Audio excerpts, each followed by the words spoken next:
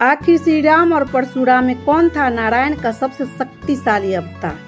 आज हम जानने जा रहे हैं एक बेहद रोचक और गूढ़ विषय। भगवान श्री राम और भगवान परशुराम में से कौन थे नारायण के सबसे शक्तिशाली अवतार? दोनों ही एक विष्णु के अवतार माने जाते हैं, लेकिन दोनों में से कौन अधिक शक्तिशाली था, ये जानते हैं। इस प्रश्न का उत्तर और उससे पहले चैनल को सब्सक्राइब करना न भूले और कमेंट बॉक्स में जय श्री राम या जय परशुराम जरूर लिखें। भगवान परशुराम विष्णु के छठे अवतार माने जाते हैं। उनका जन्म वैशाख शुक्ल पक्ष की अक्षय तृतीया को हुआ था। उनके पिता जमदग्नि और माता रेणुका थी। जन्म से ब्राह्मण थे, लेकिन कर्म से क्षत्रिय थे। एक श्राप मिला था, जिसके कारण परशुराम जी ब्राह्मण होते हुए भी क्षत्रिय गुणों से युक्त थे। दूसरी ओर भगवान श्री राम का जन्म त्रेता युग में हुआ था। राजा दशरथ और रानी कौशल्या के यहाँ चैत्र शुक्ल पक्ष नवमी को उनका जन्म हुआ था। स्वयंभू मनु और शतरूपा ने अपने पूर्व जन्मों में विष्णु को पुत्र के रूप में पाने के लिए घोर तपस्या किया था, जिसके फलस्वरूप श्री राम के रूप में नारायण उनके पुत्र बने। श्री राम मर्यादा पुरुषोत्तम कहलाए और रघुकुल के गौरव बने। अब बात करते हैं इन दोनों अवतारों की समानताओं की। दोनों ही विष्णु के अवतार थे। दोनों अपने अपने पिता के आज्ञाकारी पुत्र थे। श्री राम ने पिता के वचन की खातिर 14 वर्ष का वनवास स्वीकार किया। वही परशुराम ने पिता की आज्ञा पर अपनी माता का वध कर दिया था। दोनों ही एक महान धनुर्धर थे और भगवान शिव के भक्त थे। दोनों ने धर्म की रक्षा के लिए असुरों और अधर्मियों का संहार किया। अब जानते हैं कि इन दोनों में क्या अंतर था। परशुराम अशांत वातावरण के थे, जबकि श्री राम पूर्ण वातावरण के थे।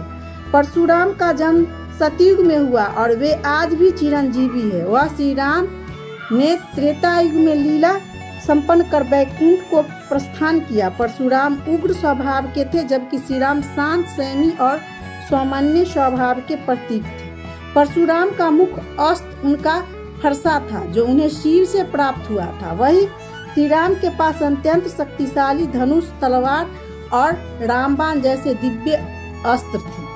अब बात करते हैं उनकी शक्ति और युद्ध की। परशुराम जी के शिव जी को फरसा प्राप्त हुआ था और साथ ही अनेक दिव्य अस्त्र का वरदान भी मिला था, जैसे ब्रह्मास्त्र, परशुता अस्त्र, वैष्णव अस्त्र आदि। कहा जाता है कि परशुराम ने 21 बार पूरी शक्ति को छत्र विहीन कर दिया था। उन्होंने सहस्त्र अर्जुन जैसे बलशाली योद्धाओं को पराजित किया।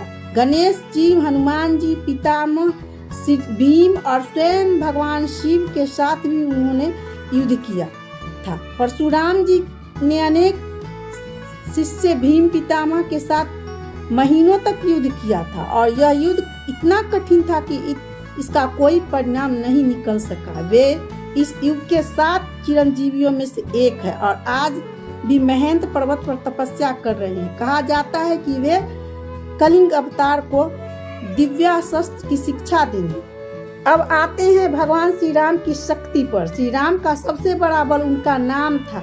वे 16 कलाओं के परिपूर्ण थे। उनके पास अनेक शक्तियां, अस्त्र शस्त्र थे, जैसे ब्रह्मास्त्र, नारायणास्त्र, वज्रास्त्र, ब्रह्मास्त्र, अग्निअस्त्र, व्यायास्त्र आदि। उनके पास वायु धनुष और रामबाण जैसे अत्यंत घातक अस्त्र भी थे। श्री राम ने अपने जीवन में अनेक युद्ध लड़े। उन्होंने गुरु विश्वामित्र के आदेश पर तारका, सुबाहु और मारीच जैसे राक्षसों का संहार किया।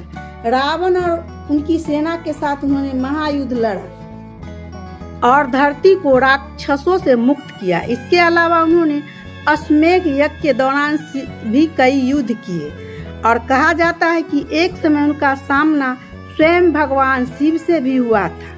अब सवाल यह उठता है कि इन दोनों में से कौन अधिक शक्तिशाली था।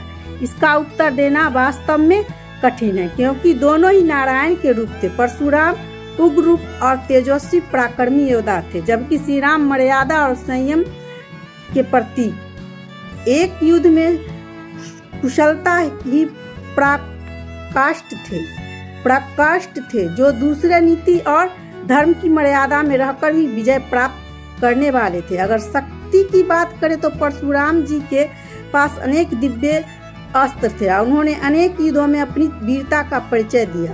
वही श्री राम ने भी नीति, भक्ति और शक्ति का अद्वितीय संगम दिखाया।